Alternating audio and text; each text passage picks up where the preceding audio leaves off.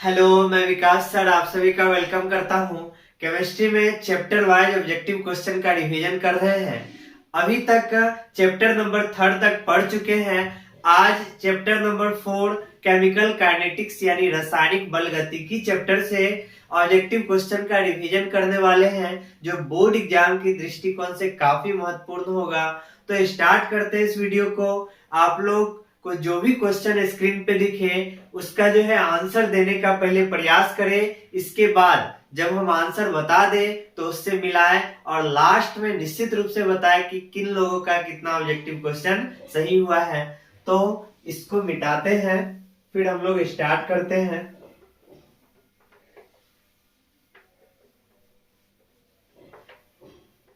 आज का जो सबसे पहला क्वेश्चन है, इस क्वेश्चन को देखिए, स्क्रीन पे दिख रहा है। इसका आंसर जल्दी जल्दी बताइए आप लोग, इसका आंसर क्या होगा। तो आज का जो पहला क्वेश्चन है, इस क्वेश्चन में बोला जा रहा है निम्नलिखित में से कौन सी अभिक्रिया शून्य कोटि की अभिक्रिया होती है। तो यहाँ पे शून्य कोटि का अभिक्रिया के बारे में पढ़े थे, जो अभिक्रिया अभिकारक के सांद्रता के निर्भर नहीं करता है, वही हमारा शून्य कोटि की अभिक्रिया है। यानी अभिक्रिया का जो सांद्रता है उसके 0 पावर पे निर्भर करता है। तो यहाँ पे जो इसके शून्य कोटि अभिक्रिया जो पढ़े थे, उसमें आप लोग को एग्जाम्पल में बताया गया था कि जो हमारा प्रकाश रासायनिक अभिक्रिया होता है वो भी हमारा शून्य कोटि अभिक्रिया के अंतर्गत आता है। तो यहाँ पे ऑप्शन देख रहे हैं, ऑप्शन में जो है ए नंबर है, तो ए नंबर में दिख रहा है। तो यहाँ पे जो अभिक्रिया है, इस तरह की अभिक्रिया में ये हमारा दोनों सांद्रता पे निर्भर करेगा। फिर ऑप्शन नंबर जो है बी, बी में जो है H2O पे तो निर्भर नहीं करेगा, लेकिन CH3CO CH3 पे निर्भर करेगा। फिर यहाँ पे सी नंबर में भी दोनों पे निर्भर करेगा। जो हमारा डी नंबर है H2 + Cl2 2HCl, ये अभिक्रिया पढ़े हैं। ये अभिक्रिया हमारा प्रकाश रासायनिक अभिक्रिया है, यानी ये अभिक्रिया प्रकाश की उपस्थिति में संपन्न होता है। मतलब इस अभिक्रिया का जो दर है वो प्रकाश पे निर्भर करता है, अभिकारक के सांद्रता पे निर्भर नहीं करता है। तो इसका आंसर हमारा सही आंसर क्या आ जाएगा, डी नंबर। तो जो जो स्टूडेंट डी नंबर लगाए उनका सही है। तो पहला का आंसर क्या आ गया, डी नंबर आ गया। नेक्स्ट क्वेश्चन देखिए, नेक्स्ट क्वेश्चन को ध्यान से पढ़ना है। नेक्स्ट क्वेश्चन का आंसर बताइए आप लोग। नेक्स्ट क्वेश्चन बोला जा रहा है एक शून्य कोटि की अभिक्रिया A + B है, तीर लगा है, C है के लिए वेग दर। तो इसका जो है वेग दर, तो R बराबर फॉर्मूला पढ़े हैं कि A पे पावर यहाँ पे X, B पे पावर Y। तो अभिक्रिया की कोटि यानी X + Y जो होता है, यही हमारा अभिक्रिया का कोटि होता है। तो इस क्वेश्चन में देखिए शून्य कोटि की अभिक्रिया पूछ रहा है, शून्य कोटि की अभिक्रिया। तो देखिए सांद्रता के घात का योग जो होता है वही हमारा शून्य होना चाहिए। तो ऑप्शन देखिए, पहला नंबर जो है ए पे पावर 0, बी पे पावर 0, यानी ये हमारा शून्य कोटि का अभिक्रिया है। यानी ए के घात में भी 0 है, बी के घात में 0 है, तो 0 + 0 क्या आ जाएगा, शून्य कोटि का अभिक्रिया। तो इस क्वेश्चन का आंसर हमारा ए नंबर जो है ये सही हो जाएगा। तो दूसरा का ये जो जो लगाया है सबका सही है, तो दूसरा का हमारा क्या आंसर आ जाएगा, ए नंबर आ जाएगा। नेक्स्ट क्वेश्चन आपको स्क्रीन पे दिख रहा है थर्ड नंबर। थर्ड नंबर का आंसर बताइए आप लोग। थर्ड नंबर में बोला जा रहा है dx/dt डायरेक्टली प्रोपोर्शनल A के सांद्रता पे 0 है, तो अभिक्रिया की कोटि। अभी जस्ट हम लोग अभिक्रिया की कोटि डिसाइड कर सकते हैं। dx/dt डायरेक्टली प्रोपोर्शनल A के सांद्रता पे पावर 0 है, तो यहाँ पे जो हमारा घात है वो कितना है, शून्य है। तो ये अभिक्रिया की कोटि क्या हो जाएगा, शून्य कोटि का अभिक्रिया है। तो शून्य कोटि खोजते हैं, कौन सा ऑप्शन, ए नंबर। तो यहाँ पे भी जो स्टूडेंट ए लगाए हैं सबका सही है। तो तीसरा का आंसर क्या हो जाएगा, ए नंबर हो जाएगा। तीसरा का आंसर ए हो जाएगा।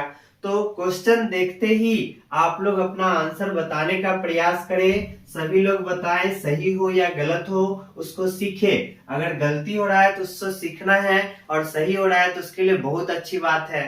तो आगे हमारा नेक्स्ट क्वेश्चन 4 नंबर आपको स्क्रीन पे दिख रहा है। 4 नंबर का आंसर जल्दी जल्दी बताइए। 4 में बोला जा रहा है 2H2O, और फिर 2H2O है, ये H2O2 है। फिर इसके लिए यहाँ पे जो हमारा अभिक्रिया है H2O2 है, फिर यहाँ पे 2H2O है और प्लस में यहाँ पे क्या दिया हुआ है, O2 दिया हुआ है, O2 दे दिया है।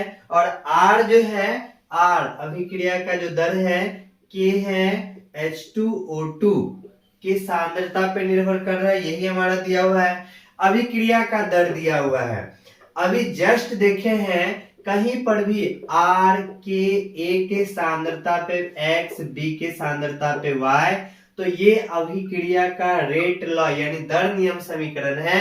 दर नियम समीकरण दे दिया जाए तो उसमें जो घात होता है, पावर जो होता है, इस पावर को जोड़ देते हैं तो वही हमारा अभिक्रिया का कोटि है। और इस अभिक्रिया में दर नियम समीकरण दिया हुआ है। यहाँ पे देखिए घात कुछ नहीं है, मतलब एक पावर है, यहाँ पे घात एक है, तो घात एक है, इसका मतलब कौन से कोटि का अभिक्रिया, प्रथम कोटि का अभिक्रिया, ये हमारा प्रथम कोटि का अभिक्रिया है। तो चौथा का खोजिए किस नंबर में प्रथम कोटि का अभिक्रिया, ए में है 0, बी में है प्रथम कोटि की अभिक्रिया, तो चौथा का क्या आ जाएगा, बी नंबर। जो बी लगाया सबका बिल्कुल सही है, क्योंकि ये प्रथम कोटि की अभिक्रिया है। ये सब क्वेश्चन बहुत ही आसान है, बहुत विद्यार्थी सही भी लगा रहे हैं आंसर। तो यहाँ पे चौथा का हमारा क्या हो गया, बी नंबर हो गया। नेक्स्ट क्वेश्चन देखिए 5 नंबर। 5 नंबर बताइए जल्दी जल्दी आप लोग। 5 नंबर में प्रथम कोटि की अभिक्रिया के लिए वेग स्थिरांक k का समीकरण, तो k का समीकरण निश्चित रूप से पढ़े प्रथम कोटि की अभिक्रिया के लिए। k बराबर 2.303 बट्टा में t log a बट्टा में a माइनस x, ये समीकरण निश्चित रूप से आप लोग को बताया गया है, प्रूफ भी किया गया था ये समीकरण। और ये समीकरण प्रथम कोटि की अभिक्रिया के लिए आया था। तो इस समीकरण को खोजते हैं किस ऑप्शन में है, तो पांचवा का जो ए नंबर है, तो यहाँ पे जो लॉग है उसका बेस 10 है, तो उससे घबराना बिल्कुल भी नहीं है। तो यहाँ पे पहला ये पांचवा का ए नंबर में ही हम लोग को ये मिल गया। तो जो ए नंबर लगाए पांचवा का बिल्कुल सही लगाए हैं, 5 का ए हो गया, पांचवा का क्या आ गया, ए नंबर। अब फिर नेक्स्ट क्वेश्चन की तरफ बढ़ रहे हैं। नेक्स्ट क्वेश्चन देखिए आप लोग, स्क्रीन पे दिख रहा है, आंसर बताइए, बहुत आसान है। नेक्स्ट हमारा 6 नंबर में भी पूछा जा रहा है प्रथम कोटि की अभिक्रिया के लिए वेग स्थिरांक तथा अर्ध आयु काल में संबंध। तो प्रथम कोटि की अभिक्रिया का अर्ध आयु जीवन, अर्ध आयु काल जो है टी हाफ बराबर 0.693 बट्टा के, ये सब फॉर्मूला एकदम आप लोग को रटा होना चाहिए। ये सब क्वेश्चन गलती भूल से भी नहीं होना चाहिए, ये सब बहुत आसान क्वेश्चन है। तो छठा का देखिए कौन सा ऑप्शन, छठा का ए नंबर। तो जो स्टूडेंट ए लगाए बिल्कुल सही लगा रहे हैं, छठा का ए है, तो 6 नंबर का क्या हो गया, ए हो गया। तो बहुत आसान क्वेश्चन है, ये सब चैप्टर से कोई भी क्वेश्चन पूछा जाए छोड़ना बिल्कुल भी नहीं है, एकदम बना के आना है। 7वां नंबर लगाइए, 7वां नंबर बताइए आप लोग। 7वां में थोड़ा सा न्यूमेरिकल है, थोड़ा सा टाइम लीजिए 7 में और तेजी से बनाइए। प्रथम कोटि की अभिक्रिया के लिए 90% पूर्ण होने में लगा समय, 90% पूर्ण होने में लगा समय क्या होगा, तो यहाँ पे किससे तुलना करने के लिए कह रहा है, ऑप्शन में अर्ध आयु से तुलना करने के लिए कह रहा है।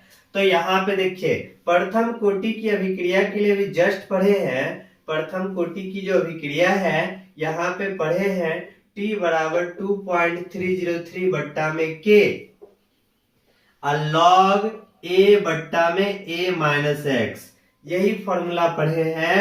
तो यहाँ पे जो क्वेश्चन बनाएंगे, क्वेश्चन में बोला जा रहा है 90%, तो 90% पूरा होने में यानी जो टाइम लगा है, ये फॉर्मूला 2.303 बट्टा में K log A हमारा 100 और A 100 माइनस 90%, तो यहाँ पे 100 माइनस 90 पढ़े हैं। इस तरह से बहुत सारा क्वेश्चन बनाए इस पे क्लास में कि जो हमारा A रहता है अगर परसेंटेज में दिया गया है तो A हमारा 100 हो जाता है, X जो है 90% जो पूरा हुआ है वो, और यहाँ पे 50% यानी T हाफ अर्ध जीवन काल के बारे में जान रहे हैं कि आधा होने में 50% होने में जो टाइम लग रहा है वही हमारा अर्ध जीवन काल।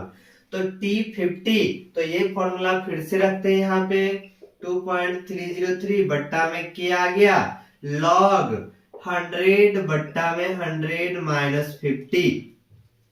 ये हमारा अर्ध जीवन काल, इसको हम लोग बोल सकते हैं अर्ध जीवन काल। तो यहां से ये तो हमारा कट ही गया। यहाँ पे देखिए T90% बट्टा T50 यानी अर्ध जीवन काल है। यहाँ पे 100 बट्टा हमारा 10 आ जाएगा, यानी log 10 हो जाएगा। log 10 log 10 हो गया बट्टा में यहाँ पे 50 दूना 100 यानी log 2 हो जाएगा। यहाँ पे अगर वैल्यू रख देते हैं T90 हो गया बट्टा में T50 हो गया। यहाँ पे log 10 का वैल्यू 1 हो जाता है, log 2 का मान 0.3010 हो जाता है। जब यहाँ पे हम लोग कैलकुलेशन करेंगे T50 यानी अर्ध जीवन काल को यहाँ भेज देंगे, इसमें भाग लगाते हैं तो अप्रॉक्स हमारा 3.3 के आसपास होता है। 3.3 के आसपास ये T50 जो इधर चला जाएगा, यानी 90% पूरा होने में अर्ध आयु का लगभग 3.3 गुना। देखिए कौन सा ऑप्शन, तो 7वां का बी नंबर आंसर आ जाएगा। अर्ध आयु का 3.3 गुना, तो 7वां का कौन सा आ गया, बी नंबर। 7वां का बी आ गया। इस तरह से 7 नंबर क्वेश्चन बना लिए। इसको मिटा देते हैं, बहुत आसान है, फॉर्मूला ध्यान रखना है। फॉर्मूला ध्यान रखना है। अब फिर हम लोग नेक्स्ट क्वेश्चन की तरफ चल रहे हैं। नेक्स्ट क्वेश्चन आप लोग बनाइए 8वां नंबर, जल्दी जल्दी आंसर बताइए 8वां का। 8वां जो है ये भी हमारा बैक क्वेश्चन जिस तरह से बनाए थे सेम उसी तरह से है। बैक क्वेश्चन 7 नंबर जिस तरह से बनाए उसी तरह का है। क्वेश्चन में बोला जा रहा है यदि किसी प्रथम कोटि की अभिक्रिया का 90% 90 मिनट में पूर्ण हुआ तो 50% पूर्ण होने में लगने वाला समय। तो यहाँ पे जस्ट अभी हम लोग फॉर्मूला लगाए थे T90 यानी 90% पूरा होने में लगा समय, T50 यानी 50% पूरा होने में लगा समय। यहाँ पे फॉर्मूला आ गया था 2.303 बट्टा में K log 100 बट्टा 100 माइनस 90, और 50% पूरा होना है 2.303 बट्टा K log 100 बट्टा 100 माइनस 50। यहाँ पे देखिए 90% पूरा होने में कितना समय लगा, 90 मिनट लगा। तो 50% पूरा होने में लगने वाला समय पूछा जा रहा है, यही पूछा जा रहा है। यहाँ पे तो कट गया, यहाँ पे हमारा log 10 आ गया था जिसका वैल्यू 1 हो गया था। यहाँ पे हमारा यहाँ पे कितना आ गया था, 50 दूना 100 यानी log 2 आ गया था, 0.3010 आ गया था। अब हमको T50 निकालना है, 50% पूरा होने में लगा समय, तो 90 गुना 0.3010।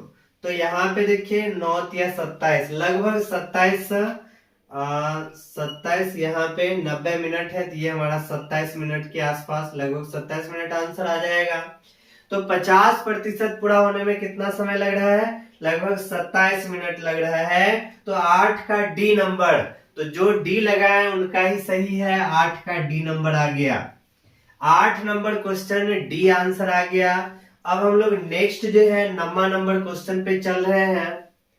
9 नंबर क्वेश्चन आप लोग को स्क्रीन पे दिख रहा है। 9 नंबर क्वेश्चन में सोचिए, जल्दी जल्दी सोचिए क्या आंसर आने वाला है, बताइए आप लोग आंसर बताइए 9 नंबर का। 9 नंबर में भी थोड़ा सा सोचना है, 9 नंबर भी न्यूमेरिकल है, थोड़ा सा सोचना है, अपने आप बन जाएगा।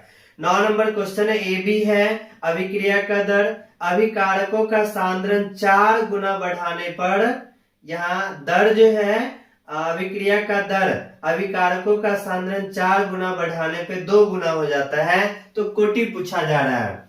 ध्यान से समझिए, यहाँ पे यहाँ जो क्वेश्चन है इसमें अभिक्रिया का दर R जो होता है K A के पावर हमारा N, या यहाँ पे हम लोग X भी मान सकते हैं, तो X जो हमारा हो जाएगा वो अभिक्रिया का कोटि होता है।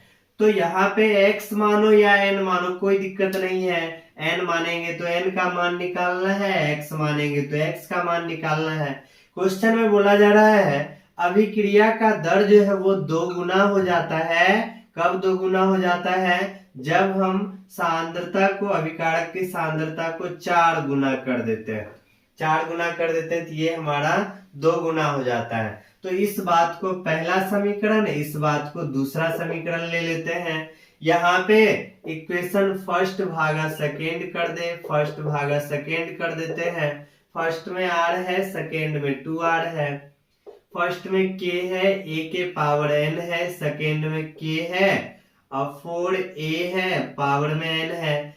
r में r चला गया, k में k भी चला गया। तो यहाँ पे देखो इस साइड क्या बच जाएगा, 1/2 बचेगा।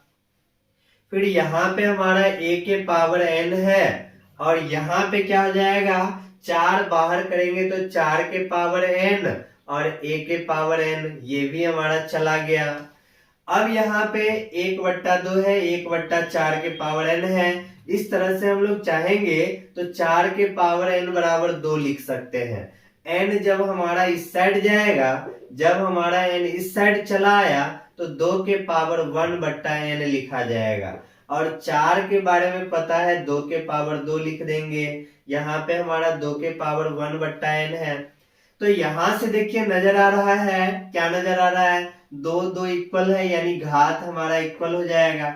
2 बराबर 1/n, तो n बराबर 1/2, यही n का मान निकालना था। तो अभिक्रिया का कोटि क्या हो गया, 1/2 अभिक्रिया का कोटि हो गया। तो खोजते हैं कौन सा ऑप्शन, कौन सा ऑप्शन में मिला, बी नंबर में मिल गया, नंबर का बी। तो 9 नंबर का क्या आंसर आ गया, बी नंबर आ गया। इस तरह से किसी भी अभिक्रिया का कोटि आसानी से निकाल सकते हैं। तो 9 नंबर क्वेश्चन सॉल्व हो गया। अब फिर नेक्स्ट क्वेश्चन हमारा 10 नंबर जो आपको स्क्रीन पे दिख रहा है, इस क्वेश्चन को बताइए, जल्दी जल्दी आंसर बताओ, कौन सा आएगा आंसर 10 नंबर का। 10 नंबर में है प्रथम कोटि की अभिक्रिया के 50% पूरा होने में जो लगा समय होता है वो कितना हो जाएगा, 50% पूरा होने में जो समय लग रहा है, यहाँ पे आंसर जो है लगभग दिया हुआ है 50% पूरा होने में लगा समय। तो यहाँ पे निकाल सकते हैं 50% पूरा होने में लगा समय। तो 50% में क्या हो जाएगा, तो हमारा लगभग प्रथम कोटि की अभिक्रिया का ये टी हाफ, प्रथम कोटि की अभिक्रिया के लिए 50% पूरा होने में लगा समय, टी हाफ का लगभग 1.1 गुना। तो जिस तरह से वो फॉर्मूला लगा के बनाए थे उसी तरह से बनाइएगा। तो यहाँ पे लगभग हमारा टी हाफ का 1.1 गुना के आसपास आंसर हमारा आ जाएगा। अरे यहाँ पे जिस तरह से बनाए थे फॉर्मूला लगा के, ध्यान होगा अभी जस्ट क्वेश्चन बनाए हैं, टी निकालना है और 50% पूरा होने में, तो टी का फॉर्मूला पढ़े 2.303 बट्टा में के log a बट्टा a माइनस एक्स है। तो फिर यहाँ पे 50% कर देना है। तो इस तरह से यहाँ पे आप लोग बना सकते हैं इसको। तो यहाँ पे 10 नंबर क्वेश्चन, 10 नंबर का आंसर हमारा क्या आ जाएगा, 10 नंबर का आ जाएगा 1.1 गुना। तो ये 10 नंबर का क्या आ जाएगा, ए नंबर, 10 का क्या आ गया, ए नंबर आ गया, 10 का ए नंबर आंसर। फिर हमारा 11 नंबर, 11 पे चलते हैं। 11 का जल्दी बताना है, 11 में सबका सही होना चाहिए। यदि कोई अभिक्रिया निम्न समीकरण का पालन करती है तो अभिक्रिया की कोटि, तो जो समीकरण दिख रहा है क्वेश्चन में वो किस कोटि की अभिक्रिया के लिए, प्रथम कोटि की अभिक्रिया के लिए है। प्रथम कोटि खोजो किसमें है, बी नंबर, 11 का बी, जो बी लगाए हैं बिल्कुल सही लगाए हैं, बिल्कुल सही है 11 का बी। नेक्स्ट क्वेश्चन देखना है 12 नंबर, 12 नंबर क्वेश्चन बताइए।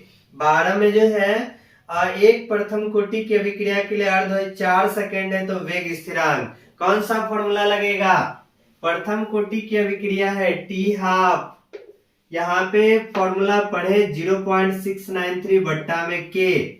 निकालना क्या है इस क्वेश्चन में, देखो तो क्वेश्चन में 400 सेकेंड है, अर्ध आयु टी हाफ दिया हुआ है, वेग स्थिरांक निकालना है, वेग स्थिरांक निकालना है, के निकालना है 0.693। 0.693 बट्टा में हमारा क्या आ जाएगा, टी हाफ आ जाएगा, तो 400 सेकेंड है। तो यहाँ पे इसका आंसर बताना है। जब हम लोग गुना भाग करेंगे तो यहाँ पे कितना आना चाहिए, 1.73 के आसपास, गुना 10 के पावर -3 के आसपास। तो यहाँ पे ए नंबर यानी 1.73 गुना 10 के पावर -3 सेकेंड इनवर्स 1 के है, तो सेकेंड इनवर्स 1 हो जाएगा। तो 1.73 गुना 10 के पावर -3, ऑप्शन नंबर हमारा ए। तो 12 का क्या आ गया, ए नंबर हो गया, 12 का ए हो गया। 12 नंबर क्वेश्चन बना लिए हैं, 12 का ए आ गया। नेक्स्ट क्वेश्चन की तरफ चलते हैं। नेक्स्ट हमारा है 13 नंबर। 13 नंबर का आंसर बताओ जल्दी जल्दी।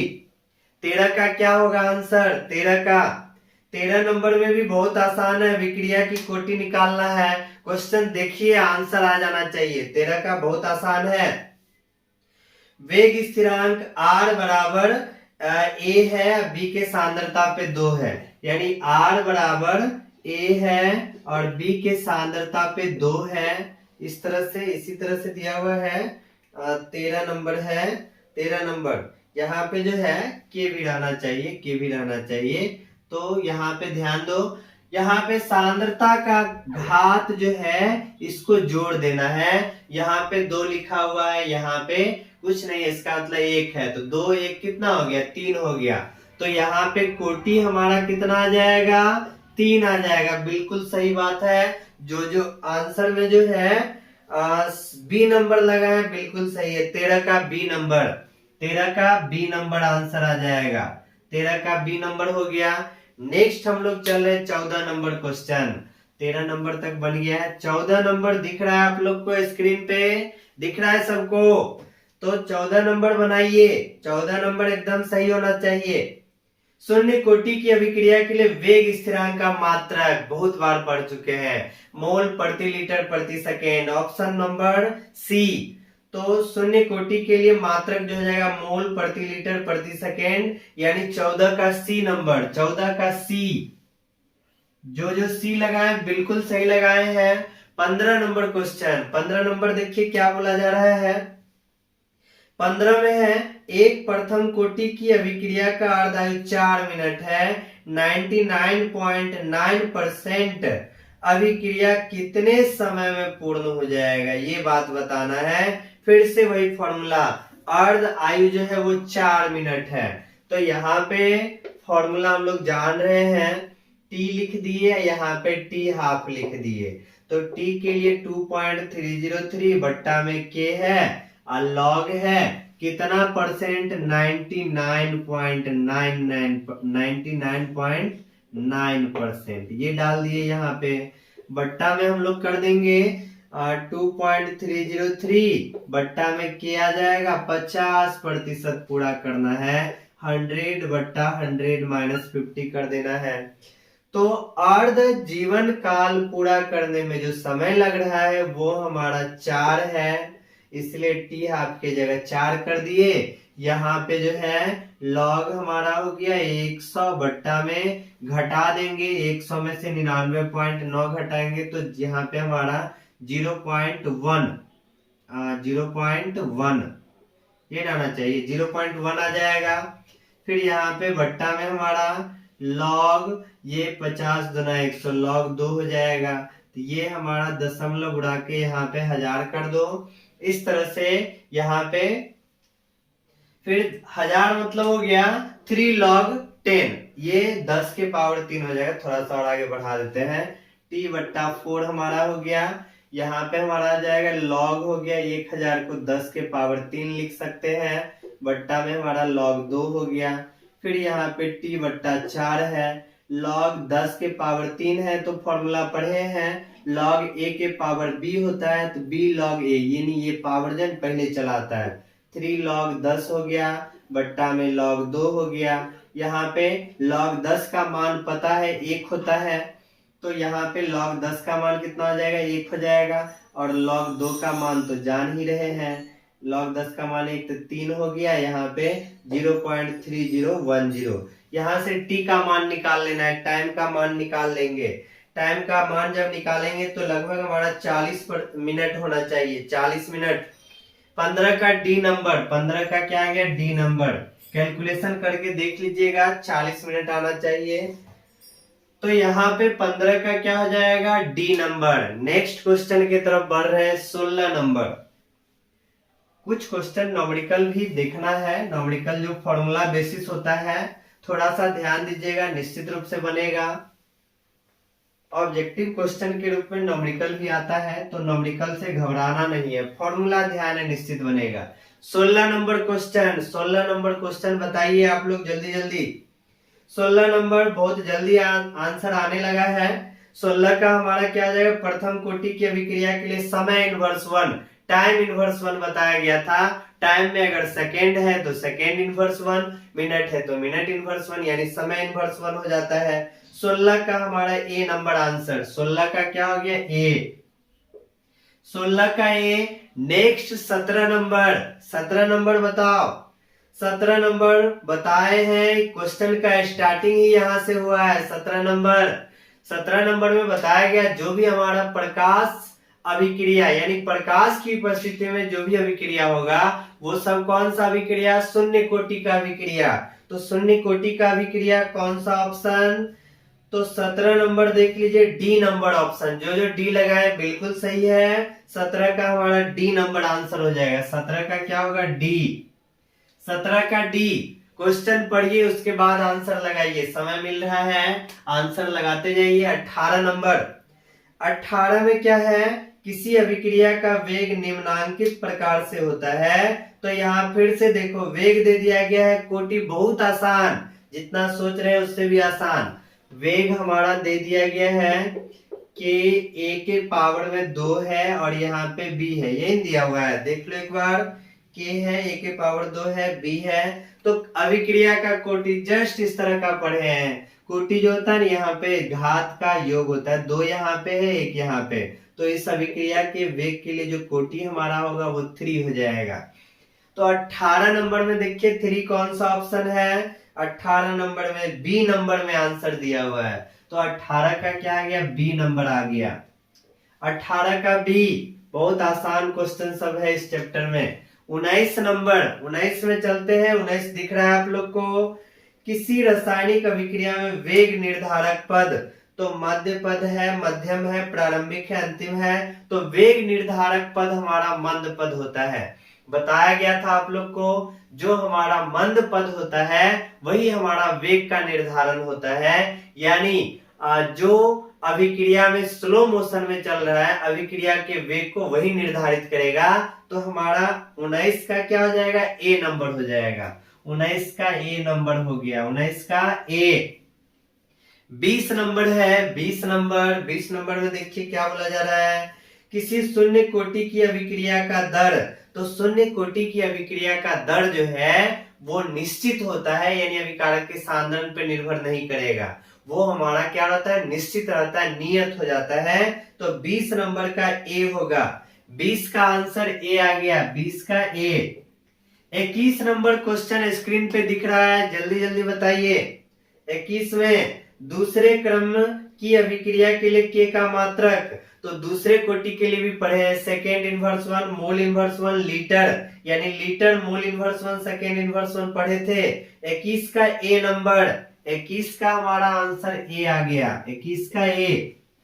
नेक्स्ट 22, 22 का आंसर जल्दी जल्दी बताओ। 22 नंबर, 22 नंबर बहुत बार आ चुका है, ये तीसरा बार आ रहा है ये क्वेश्चन।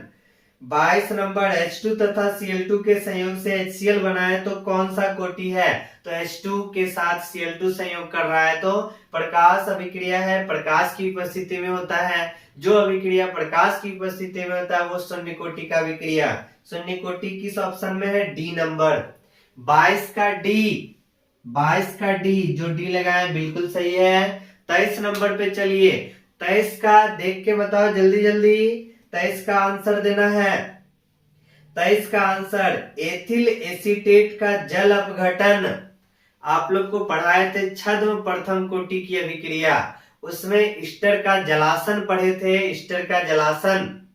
तो वहां पे हमारा प्रथम कोटि का अभिक्रिया है और ये हमारा छद्म है, यानी इस कोटि का इस अभिक्रिया के लिए आणविकता तो 2 हो जाता है, लेकिन अभिक्रिया का कोटि कितना रहता है, प्रथम कोटि का अभिक्रिया। यहाँ पे एथिल एसीटेट का जल अपघटन किसका उदाहरण है, प्रथम कोटि की अभिक्रिया का। तो 23 का बी नंबर आ गया, 23 का बी नंबर आ गया।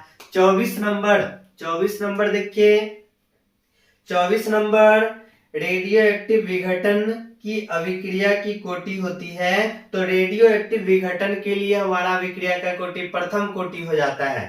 तो प्रथम यानी पहला कोटि खोजो किस नंबर में, 24 का हमारा बी नंबर में एक नजर आ रहा है। तो 24 का आंसर क्या हो गया, बी नंबर। 24 का आंसर बी हो गया। नेक्स्ट 25 नंबर, आज का लास्ट क्वेश्चन इस चैप्टर से। 25 का आंसर बताओ जल्दी जल्दी। 25 का आंसर क्या होगा, इसमें किसके द्वारा एक उत्प्रेरक प्रतिक्रिया की दर को बढ़ाता है।